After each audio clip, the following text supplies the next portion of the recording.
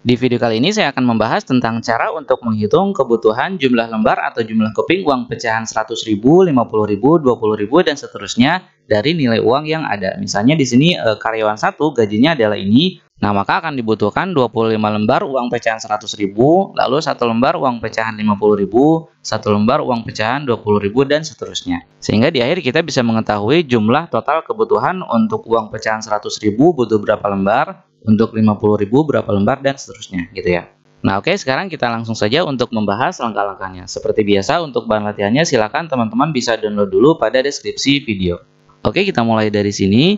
Nah, jadi untuk menentukan kebutuhan jumlah lembar uang pecahan 100.000, maka caranya adalah tinggal kita bagi saja jumlah gaji dengan angka 100.000, lalu kita bulatkan ke bawah. Sehingga di sini kita bisa menggunakan rumus round down seperti ini, kemudian kurung buka, lalu kita klik pada jumlah gajinya, lalu ketikkan garis miring artinya bagi, lalu kita bagi dengan angka ini, kita bagi dengan sel D2, lalu ketikkan titik koma atau koma tergantung pada panduan yang di bawahnya. Kalau panduan di teman-teman di sini munculnya titik koma, gunakan titik koma, kalau munculnya koma maka gunakan koma. Saya gunakan titik koma. Nah, kemudian 6 digitnya kita kasih 0, kemudian kurung tutup. 0 itu adalah untuk banyak angka desimalnya ya. Jadi arti dari rumus ini adalah kita membulatkan angka di mana angkanya diperoleh dari pembagian C3 dengan D2. C3 itu adalah gaji. Jadi gaji dibagi dengan 100.000 dibulatkan ke bawah sehingga hasilnya adalah ini. Nah, jadi untuk karyawan satu kita membutuhkan uang pecahan 100.000 sebanyak 25 lembar.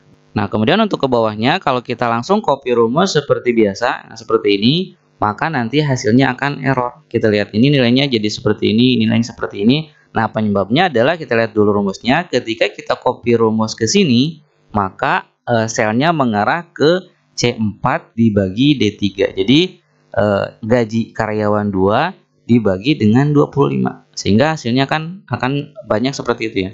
Sementara kan seharusnya untuk rumus yang ini munculnya rumusnya jadi C4 dibagi D2. Jadi tetap pembaginya harus mengarah ke sel D2. Nah, sehingga pada rumus yang tadi, agar kita bisa copy rumus ke bawah, nah yang bagian D2-nya kita blok. Kemudian pada keyboard tekan tombol F4 atau Fn dengan F4, sehingga yang tadinya D2 berubah jadi $D$2. Ini artinya menjadi sel absolut. Maksudnya adalah agar ketika rumus ini di copy ke bawah, dia tetap mengarah ke sel D2. Kita coba buktikan ya, kita enter dulu. Kemudian ini kita klik lagi di sel yang tadi sudah diberi rumus, lalu kita drag sudut kanan bawahnya. Nah, sehingga sekarang rumusnya sudah valid. Kita cek dulu yang ini. Round down ini mengarah ke C7 dibagi D2. Jadi tetap pembaginya mengarah ke sel D2 karena tadi rumusnya sudah kita kunci gitu ya. Oke, kita buat ini agar menjadi rata tengah. Nah, itu untuk rumus mencari uang pecahan 100.000, jumlah uang pecahan 100.000 yang dibutuhkan. Kemudian berikutnya untuk mencari uang pecahan 50.000 sampai uang pecahan terkecil. Nah, logikanya adalah seperti ini. Tadi kan kita sudah dapat jumlah lembar uang pecahan 100.000-nya ada berapa? Contoh di sini 25 lembar uang pecahan 100.000, berarti kan nilainya adalah 2.500.000. Sehingga yang 2.500.000 dari jumlah gaji ini sudah terpakai atau sudah terlayani oleh yang 100.000. Nah, sekarang tinggal sisanya 73.200 tinggal dibagi 50.000 gitu ya. Jadi sehingga rumus untuk di sini adalah kita kurangi dulu jumlah gaji dengan perkalian antara ini dan ini. Sehingga didapat 73.200 dibagi dengan 50.000 gitu. Nah, nanti untuk yang uang pecahan 20.000 logikanya sama. Jadi tinggal kita kurangi lagi jumlah gaji dengan perkalian antara 100.000 kali 25 ditambah 50.000 kali jumlah pecahan uang 50.000 yang didapat dari sini. Begitu seterusnya sampai ke area sebelah kanan, gitu ya. Nah, sehingga di sini rumusnya akan jadi seperti ini, sama dengan round down, atau jangan dulu kita ketikkan round down, kita hitung dulu sisa. Jadi jumlah gaji dikurangi dengan 25 lembar kali 100.000, gitu ya. Jadi kita gunakan dulu rumus ini, jumlah gaji yaitu C3, lalu dikurangi. Nah, kemudian di sini kita gunakan rumus sum product seperti ini penulisannya. Kemudian kurung buka. Lalu kita klik di sel ini 100.000. Lalu ketikkan titik 2 sehingga berubah jadi D2 titik 2 D2. lalu ketikkan titik koma atau koma tergantung pada panduan di bawahnya, lalu kita klik pada sel D3, lalu ketikkan lagi titik 2 sehingga berubah jadi D3.2 D3, lalu kurung tutup. Nah, kenapa di sini saya gunakan sum product?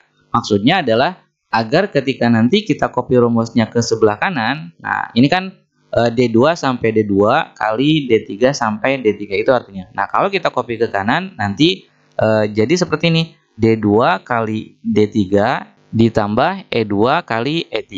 Kemudian kalau kita copy lagi ke samping nanti akan berubah jadi D2 kali D3 tambah E2 kali E3 tambah F2 kali F3 dan seterusnya sampai ke samping gitu ya. Sehingga di sini saya gunakan sum product.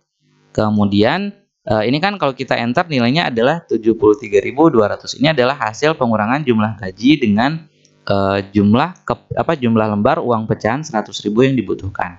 Sementara kan yang kita butuhkan adalah berapa lembar uang pecahan 50.000 yang dibutuhkan. Nah, jadi nanti caranya adalah tinggal kita bagi angka ini 73.200 dibagi dengan 50.000, lalu kita bulatkan ke bawah. Nah, jadi kita harus edit lagi rumusnya. Tapi sebelum kita tambahkan rumusnya, kita tambahkan dulu kurung buka di awal sebelum C3 setelah sama dengan. Lalu di ujung kita tambahkan lagi kurung tutup. Lalu klik lagi di awal. Nah, di sini kita tambahkan rumus round down seperti tadi. Lalu kurung buka. Kemudian kita klik di ujung. Lalu kita bagi dengan angka ini 50.000 yaitu E2. Lalu ketikkan titik koma atau koma tergantung pada panduan di bawahnya. Lalu kita ketik lagi 0 karena di sini pembulatannya tidak menggunakan angka desimal. Oke, kurung tutup. Jadi maksud dari rumus ini adalah hitung dulu pengurangan antara jumlah gaji dikurangi berapa lembar kali 100.000, lalu dibagi dengan 50.000 nilai E2, kemudian dibulatkan ke bawah sehingga hasilnya adalah 1. Nah, kalau munculnya ada RP1, kita ganti format accountingnya dengan general. Nah, jadi di sini kita butuh uang pecahan 50.000 sebanyak 1 lembar. Nah, kemudian langkah berikutnya adalah kita harus membuat agar rumus ini bisa di-copy ke samping dan di-copy ke bawah tanpa error ya. Kita coba copy dulu. Jadi kalau kita tidak edit dulu, kita copy ke samping. Nah, hasilnya kan begini. Lalu kita copy lagi ke bawah, sama hasilnya jadi tidak valid gitu ya. Nah, sekarang tugas kita adalah harus edit dulu agar rumusnya bisa di-copy ke samping dan bisa di-copy ke bawah. Nah, kita mulai dulu dari sini. C3 ini adalah nilai jumlah gaji. Jadi maksudnya adalah kalau rumus ini kita copy ke samping, kita lihat ya, C3 berubah jadi apa? C3 berubah jadi D3 ya. Jadi mengarahnya tidak ke jumlah gaji tapi malah ke angka ini. Nah, untuk membuat agar C3 tetap mengarah ke C3 atau kolom C mengarah tetap ke kolom C, maka di sini kita edit. Sebelum huruf C kita tambahkan tanda dolar. Nah, maksudnya adalah untuk mengunci. Jadi agar kalau kita copy rumus ini ke samping, dia tetap mengarah ke kolom C3. Kalau kita copy ke bawah, dia tetap mengarah ke kolom C, tapi barisnya bisa berubah atau pindah ke baris keempat. Oke, kita coba dulu ya. Ini kita enter, lalu kita copy rumus ke samping. Walaupun rumusnya masih belum selesai, nah kita lihat masih mengarah ke C3. Ini kalau kita ke bawah, copy ke bawah, dia masih mengarah ke kolom C ya. Jadi sudah valid untuk rumus yang ini, tinggal kita edit untuk bagian yang ini nih. Nah, di sini pada bagian ini kita bisa menggunakan cara ini ya. Jadi kita blok D2 lalu tekan tombol F4 atau FN F4. Nah, sehingga D2-nya berubah jadi $D $2. Kalau di teman-teman tidak ngefek dengan F4 atau FN F4, maka bisa dengan cara manual. Jadi klik di sebelum huruf D, lalu ketik tanda dolar. Lalu ketik sebelum angka 2, ketik tanda dolar gitu ya. Nah, kemudian yang berikutnya untuk bagian ini yang kita kasih tanda dolar adalah sebelum angka 2-nya ya. Jadi kita klik antara D dengan 2 lalu ketikkan tanda dolar sehingga berubah jadi D $2. Maksudnya adalah agar ketika rumus ini di-copy ke bawah atau ke samping, dia tetap mengarah ke baris kedua. Tapi untuk kolomnya dia tetap mengarah ke kolom D gitu ya. Kemudian untuk sel yang ini D3.2 D3. Nah, ini untuk yang D3 pertama kita kasih tanda dolar sebelum huruf D-nya seperti ini.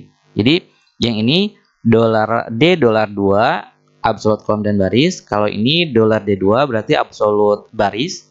Kemudian ini $D3 berarti absolut kolom. Jadi yang diabsolutkan ini hanya kolomnya saja, yang ini hanya barisnya saja.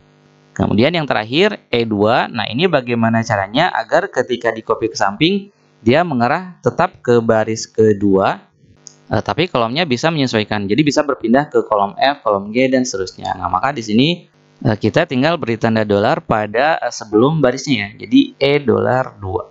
Nah, oke, sekarang kita cek dulu. Jadi untuk bagian yang ini sudah cocok. Yang dikunci adalah kolomnya saja. Jadi maksudnya adalah agar ketika rumus ini kita copy ke samping tetap mengarah ke kolom gaji, yaitu kolom C. Tapi kalau kita copy ke bawah, dia menyesuaikan barisnya ya, karena barisnya tidak terkunci, tidak ada tanda dolar sebelum barisnya.